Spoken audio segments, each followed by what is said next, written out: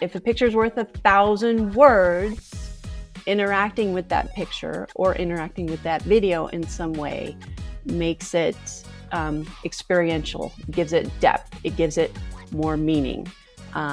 People will forget what you said, they will forget what you did, but they will never forget how you made them feel. Maya Angelou said that, and I think she's right. So what are you going to remember more? Something that you watched and it fell out of your head, or something that made you feel like you've mastered it, you've learned it, you know how to make the right decision.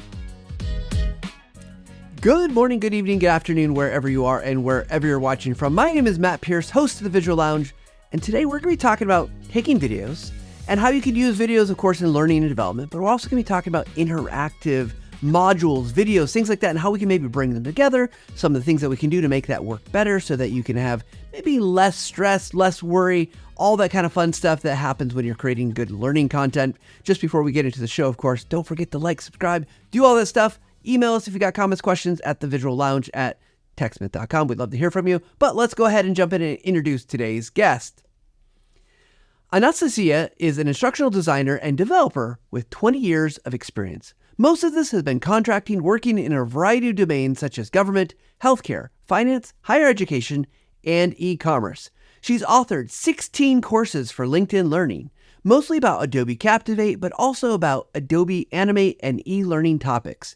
She taught Adobe Captivate as a certified instructor for 10 years in face-to-face settings and occasionally speaks at conferences and online events, again about Captivate and learning topics. She also has significant video creation and narration experiences.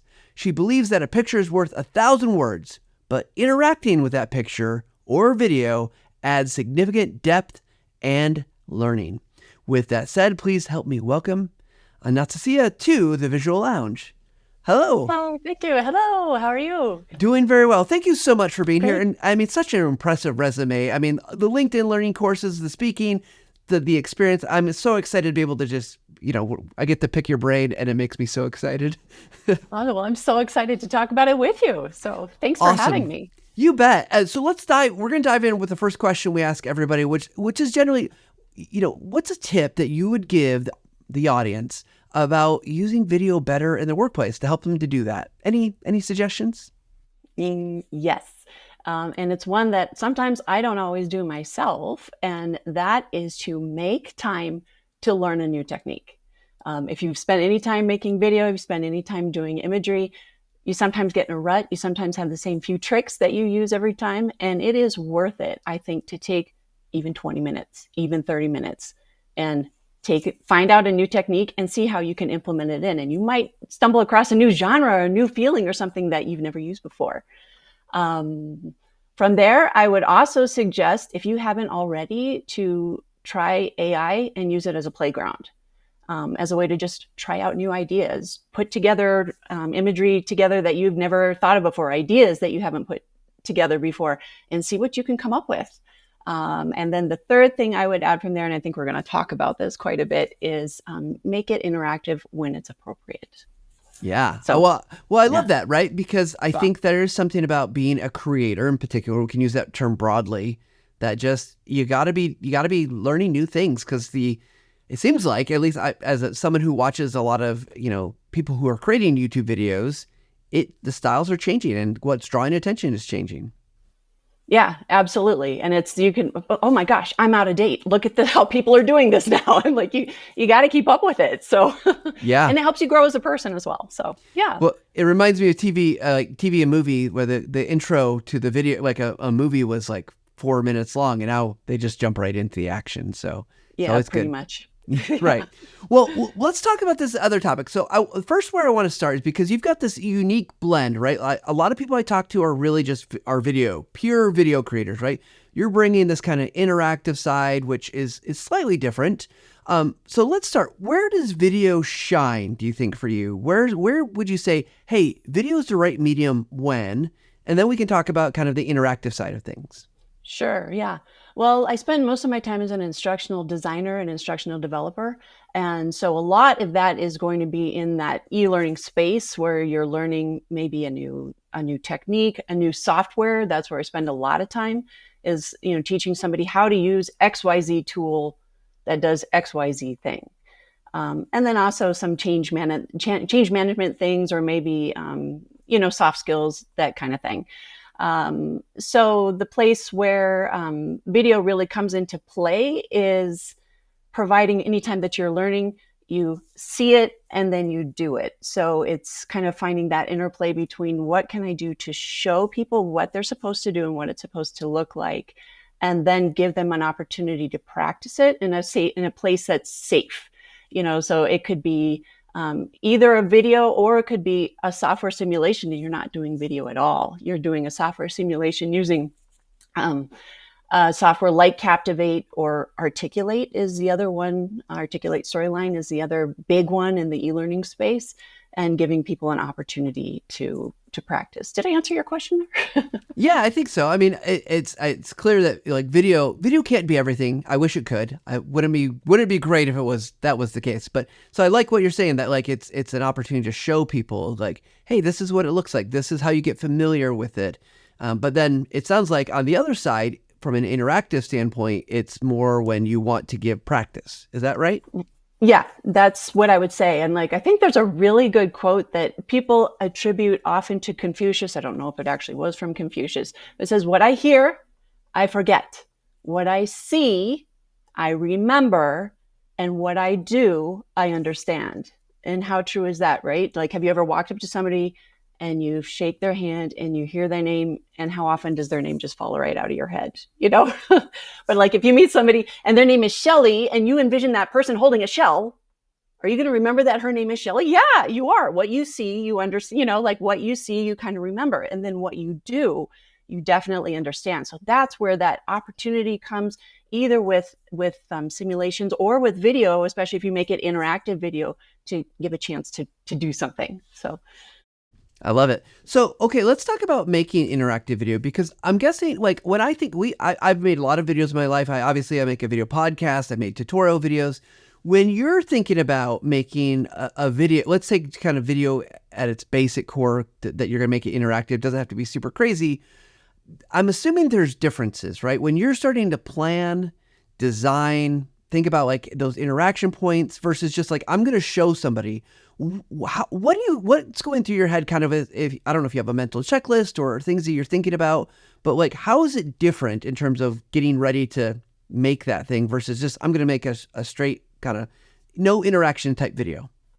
Yeah, right. So it's I think it's all about storyboards, and that's, if you're an instructional designer, if you spend any time in that world, everything is about the storyboard, very much like it is for video. Like you're setting out your scenes ahead of time, that type of thing. So if I'm making a 3-minute video showing you how to save, your file in Word, find file, save as, it's easy.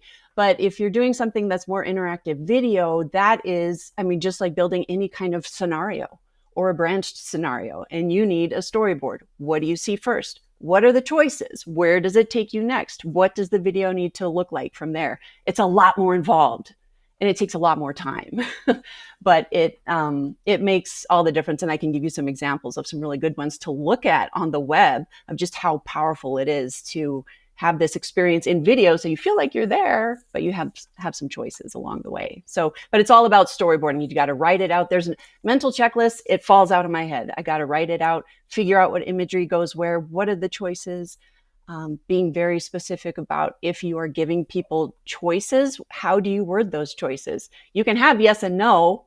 That's boring. Like, would you choose, like, okay, here you have this thing, and you have, you're going up on a mountain, and you have this GPS that can save your life, because your cell phone's not going to work, but it costs $300. Are you going to buy it, or are you not going to buy it? What are the choices that you give them? Yes or no? No, you give them, gosh, it's $300. It's expensive, but it's worth it. Or, gosh, I have a cell phone, I'll be good enough. Or, and like put some distractors in there and like really make it real world. So, well, so you've already brought up something that I think is really interesting, because I think I guess I'm very linear, because my world is, with Camtasia's world, is software a lot of times, right? People making software demos, making software tutorials, thinking about anything that's on the screen. So, but you've just laid out a scenario that's really interesting to me, that an interactive video, much more like maybe a choose your own adventure style, which I know is a trademark term, but probably can't really supposed to use, but like but you're putting forth a choice or choices, that are it's not necessarily just dynamic in terms of like, we're not just showing like, how do you add a slide in PowerPoint? It is much more, there's a path, there's options there. So I guess when you think of what maybe we need to even be, for my sake, refine maybe interactive, how often are you making maybe that style versus like software? Because I also think with Captivate, right, is I tend to think kind of more software based. Again, I think it's my bias as a Yeah, for employee of sure. TechSmith, but Yeah, for sure. And I would say making interactive stories is much less often than making kind of a more traditional, because, like the bulk of my work is, working with places that are teaching software. So they need to know the steps, so you might do an interactive type of thing where you might use Captivate to have a view it where they watch the steps. And then you use Captivate to make a do it. And I'm very Captivate specific because I've spent my whole career in Captivate. Articulate can do it too, but I spend most of my time in Captivate, and those procedural types of things, that works really great. Click here and it gives you feedback. Okay, next, click here and it gives you feedback. Okay, the next thing you need to do is this. Where would you click next? And the person has a chance to do it. And just to talk a little bit about a tip, in terms of that type of thing, I think it is very important. I think people get very nervous when they are learning software, especially if it's a software that they need for their job. Like I need this software to be able to update the website. And if I do it wrong, then the website's going to break. Oh no. So it's kind of hand holding. And in that aspect, people are also very busy. And how much time do I have to do this? Like I have 6 million other things I have to do today. So the important thing, I think, anytime, you probably do this in your videos too, let them know ahead of time how much time they are going to spend. This is a 7-minute video. This is a 10-minute video. This is a 5-minute simulation. And then you can have steps on the side, like a little inset on the side, like say you've got something that is 14 steps long. So you have a little thing on the inside, steps 1 through 7, and every time they click, you get a little check mark or it grays it out or something, so they can see their progress going through. And then, okay, now you're at step 7. Now it goes, step 8 through 14. Great. And they can practice that and keep going that way. So those types of simulations, and I call it a simulation because it's a software simulation. It is simulating you actually doing the steps. I think those are way, way, way more common than interactive scenarios or branching scenarios, because I think it's harder to sell. I think it's harder to sell interactive stories because I feel like it's still very much in its nascent, kind of it's in its infancy still. I think a lot of people don't know what this is. And, you think about training, especially you think about training and people are like, oh, okay, training. Like I have to take this, training once a year about phishing, like spam phishing, that type of thing. Or I have to take, sexual harassment once a year, and it's kind of like a drag, and that kind of thing. And, making it interactive is something that you don't see very often. And I think that's the hardest part, is selling the idea. But, hey, you remember those choose your own adventure books? And most people go, yeah, what are you getting at? And it's like, yeah, so like, how could we make this a choose your own adventure? And it doesn't always work for software, because software sometimes is procedural. But it could be scenario based, like how would you use the software to do XYZ thing? It also works. I can think of an example of a scenario based thing that I built once for PI planning. So if you're talking about agile based, like development frameworks, and I keep hitting that and it keeps bouncing. Sorry about that. But yeah, so like an agile based framework where, like if you're working in an agile framework, they will have a program increment planning. So like every 12 weeks, 13 weeks, depends, the company will sit down and say, here's what we're doing for the next quarter. And it's a big deal, and all the different departments come in and everybody talks about what their goals are and what's their stretch objective and that kind of thing. So I built once a interactive piece about PI planning, and it was for project owners and project managers who were new to this company, but also maybe kind of new to the agile process, and they didn't know what to expect. So it would start out with things like, okay, you're going to sit in a hotel for 2 days with everybody else from your company, and you're going to do PI planning. What does that mean? And you answer some questions. Okay, and here are the things that you need to bring. Would you bring this? Would you bring this? Would you bring this? and they choose. All right. Somebody asks XYZ question and they have this difficulty with it. How would you respond? You choose this, you choose this, you choose this. And you can even give them like a lifeline. What's that TV show, the game show where you have a lifeline where you can like call your friend and your friend can offer you advice? Yeah, like Who Wants to Be a Millionaire, right? You got Yeah, your exactly. Yeah, so like you can offer a choice like that. Like, gee, I'm not sure. I'm going to go ask Steve, who's a senior project manager, and ask him what he would do, And so you go through this scenario of PI planning, and then you get to the end, and it tells you how you did. Your team is on board. Your team's not on board. Here's what you chose along the way. Here's where you could have done better, that kind of thing. So it's a lot more involved. And that one was hard to sell because nobody knew what I was going to do. so I just built it and it turned out okay. I've got to imagine just the complexity of that is when you compare like software, it's usually, there's usually several ways to do things in software, but usually there's a kind of a best path, right? Like this is a preferred kind of best practice path. But what you're talking about, like there might not be a right answer. There might be a preferred, but it might be that it's kind of messy. And I got to imagine it has someone who's written story scripts for like videos and that are more, not necessarily directly like software skills, but teaching people how to get better audio, which is not about the software, or about hardware necessarily. Those are hard to write. It's hard to conceive of all the maybe the variables or what make for good things. So I imagine the complexity level to do that, while probably well worth it. You're weighing kind of the cost and time and development efforts against what the organization needs. Exactly. And I would say that's why those types of projects are built far less, because first of all, it's hard to sell. And second of all, like what is the development time needed for this, as opposed to something like taking a PowerPoint that you already have this information and turning it into learning, read it, click next, read the next slide, click next, read the next slide, click next, add some multiple choice questions at the end. Is that way more easy to build? Yeah, of course, but are people going to remember it?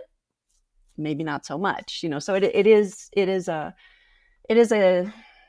a weighing game, in terms of showing what it is that you could do, but what the benefit is. So I will throw out to you, I don't know if this is a good time to do this or not, but I will throw out to you an example that is a really good one, I think, of that really demonstrates, where those scenarios where there might be a best choice or there might be a preferred path, but there are other paths as well, and it might not turn out as good, but like at the end of the day, you're still at the end of you're still at the end of the day. And so, and this one, it kind of leads you towards what the right answers are, but it is called Will You Fit into Deloitte? And we're talking about Deloitte, like, the big company that everybody has heard about. And so the URL is kind of hard to find. If you just Google it, look for Will You Fit into Deloitte? And it's the one under, there's a company called Kaltura, Kaltura. And that is a great one to look at. And so you can play the whole thing there. And so I'll give you a little synopsis of why I like this one so much. So what Deloitte is trying to do with this is instill what their values are into new hires. So those values would be things like honesty, attention to detail, asking for help, those kinds of things. So one of the scenarios would be a coworker comes up to you and says, hey, it's so-and-so's birthday, and we want to throw a party for her. As an office, we don't know what to give her. So could you take her a coffee and just kind of look around her office and get an idea of what she likes, to get some ideas of what to give her, okay. So you go in the office and you have, you take the lady the coffee and you have 10 seconds to look around her office, okay. So you look around, there's a picture of a dog, there's a picture of there's a tennis racket thing. And then there's a book, and one of the books there's two books. One's like a leadership book and one's by Beyonce. So your three choices are, one is to get some dog food, buy a present for the dog. Another one is to get a tennis racket. And another one is to buy concert tickets. So it's hilarious. Okay, which one would you pick? I don't know. Which one would you pick, Matt? Oh gosh. I know a lot of people that love anything I can do for their animals is always received really well. It seems like a pretty good safe bet. But I don't know if I'm the right person to ask, But that's probably where I'd go. And then the other thing is, depending on what I'm trying to do, the next thing is I would probably stay away from sports, because who knows? And then, because I'm not a sports person, my second choice would be some kind of music tickets. But that's risky because maybe they just like reading about Beyonce not attending to concerts. So I don't know. Well, that's true. That's true. Well, and I'll give you the spoiler about how this one ends up is that Yeah. if you choose something for the dog, it ends up being dog food. And the Oh, woman breaks no, into never dog tears. food. No, never Well, dog whatever. food. It's something for the dog. And Yeah. the woman starts crying because it's a present for the dog and the dog has passed away. And the thing that you haven't noticed next to the photo of the dog is the urn with the dog's ashes, and you're just like, oh, it says like the dates of. See, this is why they don't send me in with the coffee. That's Well, what we're picking up on. I only know this because I've played that game many times and now I know what the right answer is, But, and the thing with the tennis is there's a little thing underneath the tennis is like an evaluation from her coach. And obviously it's a little exaggerated, but it says recommended to never play tennis again. So like you give her the tennis racket and she kind of opens it and she's like, and the coworkers are all like, yeah, what are you doing? So the right answer is to give her the Beyonce tickets, and she loves the Beyonce tickets and that, tickets to the concert. And so that maps to the value of attention to detail, so you could have figured out about the dog that the dog was a passed away dog if you saw the day, so yeah, so well, so what I'm learning, how interactive that would be, and that you would remember this, right? That's way more interesting than here's our core values, honesty, but like listing them out. Like you've gone through this experience and you're going to remember. Well, so what I'm hearing from today's episode is the right answer is always Beyonce. There we go. Right. Yes. She is often the right answer. So. Well, I have one more question before we move into like our speed round and stuff like that. I want to ask you, because a lot of the things that you're talking about, I mean, we just talked about these scenarios, which I think are amazing. And I think it opens up hopefully a whole host of opportunities for people to explore. Kind of coming back to kind of the screen tutorials, interactions. I find that, there is a difference when you're recording the screen, right? And making it approachable, because oftentimes I'm coming from this very much from a world that I live in but people will record their screen. It's kind of exactly what your desktop looks like. But to me, that always feels a little bit rough. So I guess what advice would you give us about like making that a better experience than just record whatever's on your screen, show everything? Do you have tips or things that you've learned to do that help you make better kind of screen content? Yeah. Well, I mean, the screen content itself has to be very clear. You're teaching somebody how to do XYZ topic. There's a certain order in which they need to do things, or maybe there's two different ways that you can do things, but like if you're learning software, you need to learn how to use the software. And that part I think has to be very clear.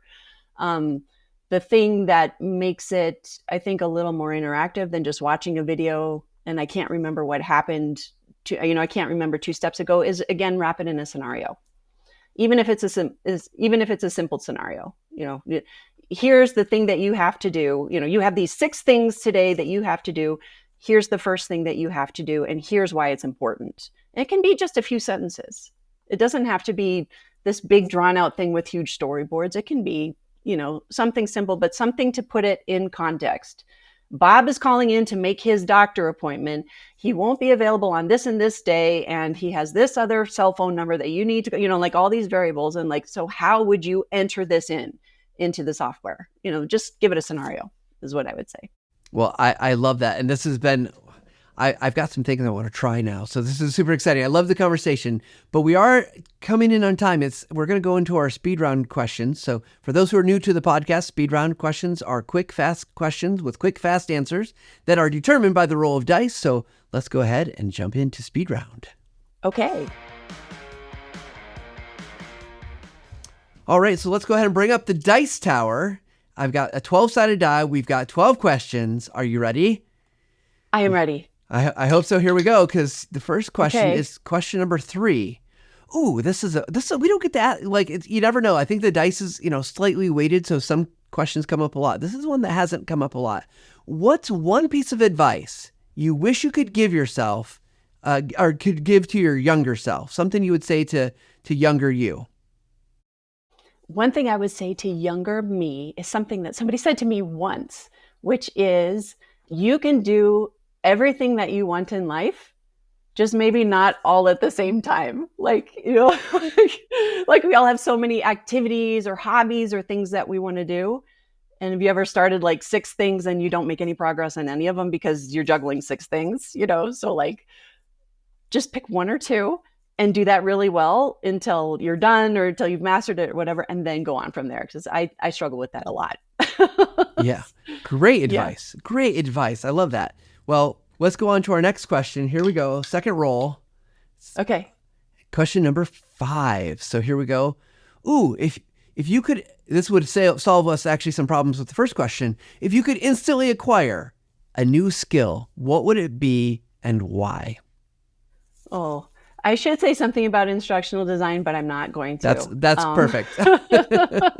Yeah, I mean, I think we're all good with doing things in life that challenge us to do new things. And so the thing I do in my life to challenge myself is I'm earning my pilot license, and the next step in the pilot license is going to be learning instrument stuff. So like flying in the clouds and flying solely by instruments, just like when you can't see. I mean, I still have to finish my first license now, but that's going to be the next big one.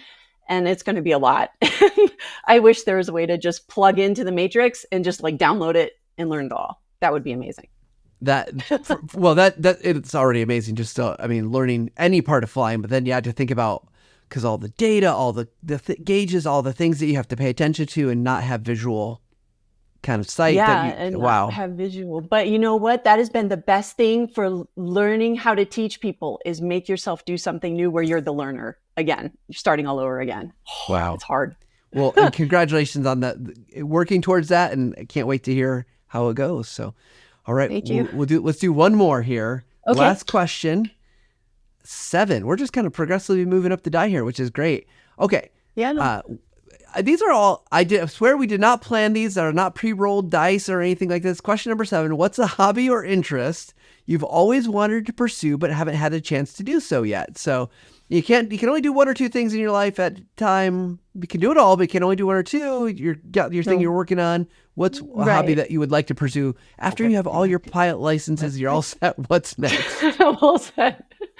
I would like to pursue iconography, of all things. But I grew up Greek Orthodox. Icons are, talk about visuals, being very much a part of the experience. Iconography is very much a part of the experience. And I would like to be able to create icons, to be able to paint those and have the contemplative time as you're creating the icon and all of that.